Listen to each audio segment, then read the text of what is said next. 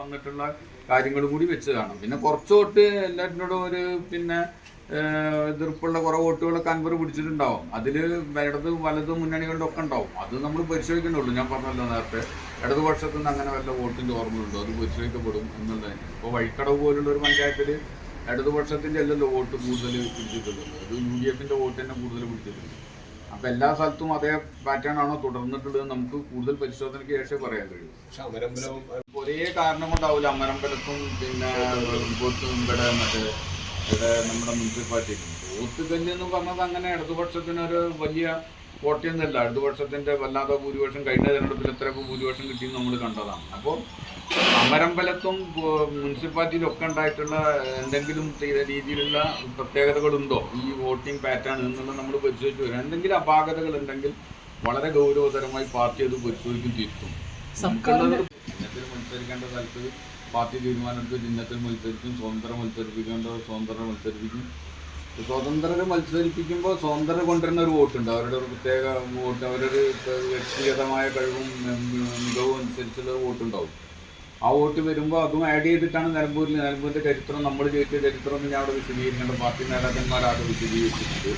കഴിഞ്ഞ പിന്നെ അൻവർ ജയിച്ചതും 2 തവണ അൻവർ ജയിച്ചതും അതിന് മുമ്പ് ജയിച്ചപ്പോഴൊക്കെ പ്രത്യേക പൊളിറ്റിക്കൽ സാഹചര്യങ്ങളുണ്ട്.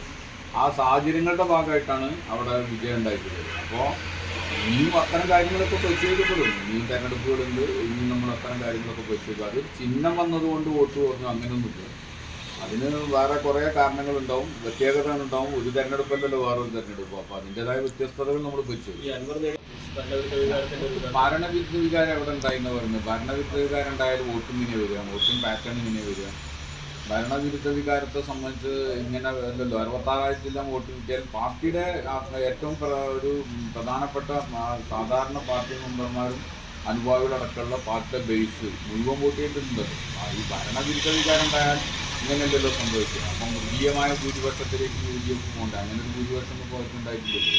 യഥാർത്ഥത്തിൽ പിന്നെ അൻവർ ഉച്ച വോട്ടുകളുടെ ഇത് തുലനം ചെയ്ത് നോക്കുകയാണെങ്കിൽ അത് യാതൊരു തരത്തിലുള്ള രീതിയിലുള്ള ഗവൺമെൻറ്റിനെതിരായിട്ടൊരു വിജയസ്ഥാനത്തൊന്നും കാണാൻ വേണ്ടി കഴിയില്ല. അത് മൂന്നാമതൊരു ഘടകം അവിടെ വർക്കൗട്ട് ചെയ്തിട്ടുണ്ട്. അതൊക്കെ ഏതൊക്കെ രീതിയിൽ വർക്കൗട്ട് ചെയ്തു എന്നുള്ളത് നമ്മൾ പരിശോധിക്കേണ്ട കാര്യം. ഈ അൻവർ പറയുന്നത് അൻവർ പിടിച്ച വോട്ടുകളിൽ കൂടുതലും ഇടതുപക്ഷത്തിന്റെ വോട്ടുകളാണ്.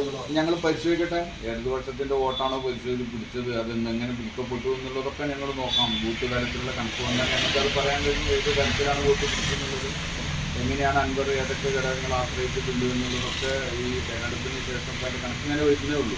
അപ്പോൾ അത് മുഴുവൻ എത്തിയാൽ നമുക്ക് ബൂത്ത് തലത്തിൽ തന്നെ അത് പരിശോധന നടത്തിയ കണക്കുകൾ ഒന്നതിന് ശേഷം പറയാം. ചേട്ടൻ പറഞ്ഞത് മാത്രമല്ലല്ലോ, നമുക്ക് നാടിനൊന്ന് ജമാഅത്തെ ഇസ്ലാമിനെ അംഗീകരിച്ച് അതിനെ സാധൂകരിച്ച ഒരു രാഷ്ട്രീയ നേതാവല്ലേ, അതിൻ്റെ രാഷ്ട്രീയ ഘടകല്ലേ UDF. എങ്ങനെ മുന്നോട്ട് പോകാൻ പറ്റും? നിങ്ങളൊന്ന് ആലോചിച്ച് നോക്കാം. എത്ര കാലം എന്താ ന്യായം അതിനൊക്കെ പറയാം? ഇങ്ങനെ പറഞ്ഞുകൊണ്ട് എല്ലാ വർഗീയവാദികളുടെയും വോട്ട് വാങ്ങുന്നുണ്ട്. ഒരു വർഗീയവാദികളുടെ മാത്രമല്ല. ബി ജെ പിൻ്റെ സ്ഥാനാർത്ഥി എന്ന തെരഞ്ഞെടുപ്പിന് ശേഷം പറഞ്ഞതെന്താ, ഞങ്ങളുടെ വോട്ട് ചോർന്നിരിക്കാം. 10,17,000 വോട്ട് കഴിഞ്ഞ തെരഞ്ഞെടുപ്പിൽ കിട്ടി കഴിഞ്ഞാൽ BJP ആണ്. ഇപ്പം എത്ര കിട്ടിയത്? 8,000 സംതിങ്. കഴിഞ്ഞ തെരഞ്ഞെടുപ്പ് കിട്ടിയെന്ന് എനിക്കറിയില്ല, എൻ്റെ വ്യക്തമായ കണക്കെൻ്റെ കയ്യിലില്ല. പക്ഷേ വോട്ട് ഏത് വർഗീയവാദം ഞങ്ങൾ നിർത്തുന്ന നിലപാടെന്താ? ഒരു വർഗീയവാദിയുടെയും വോട്ട് ഞങ്ങൾക്ക് വേണ്ട. UDF എടുത്ത നിലപാടെന്താ? എല്ലാ വർഗീയവാദികളും ഞങ്ങളിലേക്ക് വരും. അതല്ലേ അവരുടെ നിലപാട്.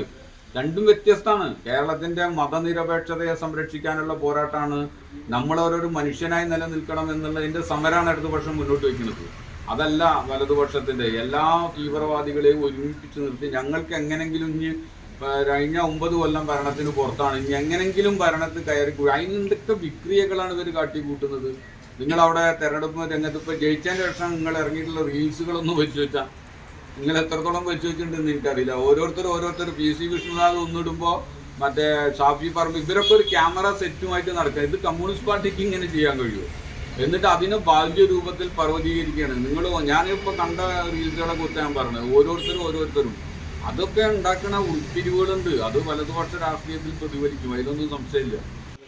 അൻവർ എന്ത് പറഞ്ഞെന്ന് പറഞ്ഞു? എന്താണ് പിന്നെ അൻവർ പറയുന്ന കാര്യങ്ങൾ അൻവറിന് വല്ല ബോധ്യമുണ്ട്? എത്ര തവണ ഇപ്പം നിങ്ങളെ മുന്നിലല്ലേ ഇത് എല്ലാ ദിവസവും അൻവർ മാറ്റി പറഞ്ഞുകൊണ്ടിരിക്കുന്നത്? എത്ര സമയമാണ് ഒരു വാക്കിന് നിലനിൽക്കുന്ന ടൈം? എത്രയാണ്? ഞങ്ങളുടെ കൂട്ടത്തിലുണ്ടായിരുന്നെങ്കിൽ ഞങ്ങൾക്കറിയാം എത്ര ടൈമാണ് ഒരു വാക്ക് പറഞ്ഞിട്ട് എത്ര സമയം. ഇപ്പോൾ തെരഞ്ഞെടുപ്പിൻ്റെ തൊട്ട് തലേദിവസം രാത്രി ഒരു ഭയങ്കര എന്താ പറയുക ഒരു പത്രസമ്മേളനം, എൻ്റെ അടുത്തൊരു ബോംബ് പൊട്ടിക്കാണ്ട് ഒരു പത്രസമ്മേളനം വെച്ചു. അതിൽ പറഞ്ഞാൽ എന്താ, ഒന്നാമത്തെ സ്ഥാനാർത്ഥി ഞാനാവും, രണ്ടാമത്തെ സ്ഥാനാർത്ഥി സ്വരാജാവും, ഇങ്ങനെ മൂന്നാമത്തെ സ്ഥാനത്താവുന്ന ആര്യാടൻ ഷൗക്കത്ത്. ഈ നിലനിൽപ്പിന് ഞാൻ പറഞ്ഞ സംബന്ധിച്ചിടത്തോളം നിലനിൽപ്പിന് വേണ്ടിയുള്ള സമരമാണ്. കാരണം മുന്നണിയിൽ ഇടതുപക്ഷ ജനാധിപത്യ മുന്നണിയിൽ ഇനി തുടരാൻ കഴിയില്ല. അപ്പോൾ വലതുപക്ഷ മുന്നണിയിൽ കയറി കൂടണം, അല്ലെങ്കിൽ വേറെ എവിടെയെങ്കിലും ഒരു സ്പേസ് കണ്ടെത്തണം. ആ സ്പേസ് കണ്ടെത്താൻ വേണ്ടി അപ്പപ്പോൾ തോന്നുന്ന ഓരോ കാര്യങ്ങൾ പറയണം. അതിന് നമ്മളത്ര ഗൗരവം കൊടുക്കേണ്ടത് അതാ രീതിയിൽ വിടുക എന്നുള്ളതാണ്. അതിന് മുന്നോട്ട് പോകും. ഞങ്ങൾക്ക് വലിയ ആത്മവിശ്വാസം നൽകുന്ന തെരഞ്ഞെടുപ്പും കൂടിയാണ് തോറ്റെങ്കിലും കാരണം കഴിഞ്ഞ പാർലമെൻറ്റ് തെരഞ്ഞെടുപ്പിൻ്റെ ഒരു അനുഭവം വെച്ച് നോക്കുമ്പോൾ ഒരു ശിഥിലമായി കിടക്കുന്ന ഒരു രീതിയാണ് ആകെ കിടന്നിരുന്നത്. പക്ഷെ അതിൽ നിന്ന് വ്യത്യസ്തമായിട്ട് വളരെ വേഗത്തിൽ ഇടതുപക്ഷ ജനാധിപത്യ മുന്നണി തിരിച്ചു വരുമെന്ന് സൂചിപ്പിക്കുന്നതാണ് ഈ തെരഞ്ഞെടുപ്പ്. സർക്കാരിൻ്റെ ഒരു വിലയിരുത്തലാകുമെന്ന് സ്ഥാനാർത്ഥി പറയുന്നുണ്ട്. അതിനിപ്പം തന്നെ സ്വരാജൻ അതിന് മറുപടി പറഞ്ഞിട്ടുണ്ട്. എന്താ സർക്കാരിനെ കുറിച്ച് പറയുന്നത്? ഈ ഭരണവിരുദ്ധ വികാരം എന്ന് പറഞ്ഞാൽ എനിക്കിതുവരെ മനസ്സിലായിട്ടില്ല. എന്താ ഭരണത്തിനെതിരായിട്ടുള്ള ഒരു കാര്യം എന്താണ് ഇടതുപക്ഷ ജനാധിപത്യ മുന്നണി നാട്ടിലെ ജനങ്ങളോട് ചെയ്ത തെറ്റ്? ആ തെറ്റെന്താണെന്ന് പറഞ്ഞാലല്ലേ നമുക്കത് സംബന്ധിച്ച് വിശദീകരിക്കും. ഇപ്പോൾ ഞങ്ങളൊക്കെ വീടുകളിൽ പോയിട്ടുള്ള ആളുകളാണ്, അവിടുത്തെ വോട്ടർമാരെ കണ്ടിട്ടുള്ളത്. ഒരാൾ പോലും ഗവൺമെൻറ്റിനെ കുറിച്ചൊരു വിമർശനം. പിന്നെ വേറെ ചില സ്വാധീനങ്ങളുണ്ട്, നമ്മളെ വോട്ടർമാരെ സ്വാധീനിക്കുന്ന പല ഘടകങ്ങളുണ്ട്. ഒരു ഭരണപരമായ കാര്യങ്ങൾ മാത്രമല്ല വോട്ടർമാരെ സ്വാധീനിക്കുക, വേറെ ചില പിന്നെ അതിൻ്റെ എന്താ പറയുക ഇന്നർ പൊളിറ്റിക്സ് ഉണ്ട് കുറച്ച്.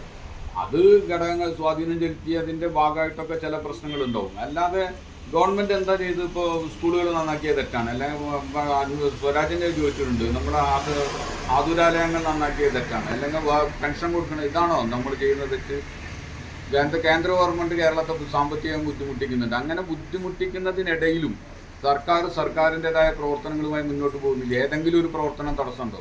ഏതെങ്കിലും ഒരു ജനവിഭാഗത്തെ നിരാശപ്പെടുത്തുന്ന നിലപാട് ഗവൺമെൻറ് സ്വീകരിക്കുന്നുണ്ടോ? ചിലത് കുറച്ച് നീണ്ടുപോകുന്നുണ്ട് എന്നുള്ളത് സ്വാഭാവികമാണ്. കാരണം സാമ്പത്തിക പ്രതിസന്ധി രൂക്ഷമാണല്ലോ. കേരളം പോലൊരു സംസ്ഥാനത്തിൻ്റെ സാമ്പത്തിക പ്രതിസന്ധിൻ്റെ എല്ലാ മേഖലകളും നിങ്ങൾക്കൊക്കെ അറിയാവുന്നതാണ്. അതിനനുസരിച്ചല്ലേ നമുക്ക് ചെയ്യാൻ പറ്റുള്ളൂ.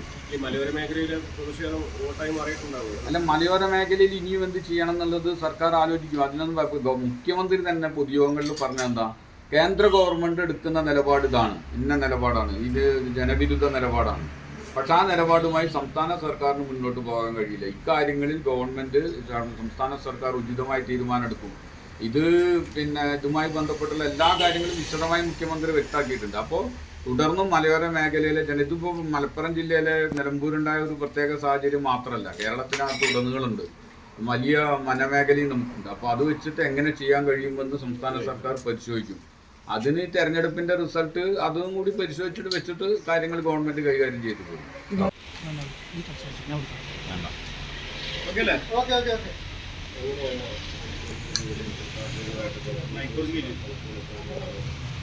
പ്രാഥമികമായിട്ട് അതിൻ്റെ കണക്കുകൾ വരുന്നതേ ഉള്ളൂ. ആ കണക്കുകൾ വെച്ച് ബൂത്ത് തലത്തിലുള്ള കണക്കുകൾ വെച്ച് എന്താണ് സംഭവിച്ചത് എന്നുള്ളത് വളരെ വിശദമായി പാർട്ടി വിലയിരുത്തും. ആ വിലയിരുത്തൽ നടന്നു വരുന്നതേ ഉള്ളൂ. വോട്ട് ചോർച്ച എന്ന് പറഞ്ഞാൽ പാർട്ടിയുടെ ബേസ് വോട്ടിലൊരു ചോർച്ച ഉണ്ടായില്ല. പാർട്ടി നേതാക്കന്മാർ മുഴുവൻ അത് വ്യക്തമാക്കിയിട്ടുണ്ട്. ഏതാണ്ട് 66,000-ൽ പരം വോട്ട് എന്ന് പറഞ്ഞാൽ അത് നിസ്സാരമായൊരു വോട്ടല്ല. കാരണം കഴിഞ്ഞ പാർലമെൻറ്റ് തെരഞ്ഞെടുപ്പിൽ നിങ്ങൾക്കറിയാം, പാർലമെൻറ്റ് തെരഞ്ഞെടുപ്പിൽ വളരെയധികം തകർച്ച നേരിട്ടിട്ടുള്ള ഒരു സ്ഥലം കൂടിയാണ്. 30%, 30,028-ൽ പരം വോട്ടൊക്കെയാണ് കിട്ടിയിട്ടുള്ളത് കഴിഞ്ഞ പാർലമെൻറ്റ് തെരഞ്ഞെടുപ്പ്. അതിന് വളരെ വേഗം പാർട്ടി റിക്കവർ ചെയ്ത് വരുന്നുണ്ട് എന്നുള്ളത് തന്നെയാണ് ഈ തെരഞ്ഞെടുപ്പ് ഫലം സൂചിപ്പിക്കുന്നത്. കഴിഞ്ഞ 2019-ലെ പാർലമെൻറ്റ് തെരഞ്ഞെടുപ്പിൻ്റെ ശേഷം പാർട്ടിക്ക് അതേപോലെ തന്നെയാണ് തിരിച്ചു വരാൻ കഴിഞ്ഞത്. അതിനേക്കാൾ വേഗത്തിൽ ഇതൊരു മലപ്പുറം ജില്ലയിലെ ഒരു നിയോജക മണ്ഡലമാണ്. അപ്പോൾ ആ നിയോജക മണ്ഡലത്തിനകത്ത് പോലും വളരെ വേഗത്തിൽ പാർട്ടി തിരിച്ചു വരുന്നുണ്ടെന്ന് തന്നെയാണ് ഇത് കാണിക്കുന്നത്.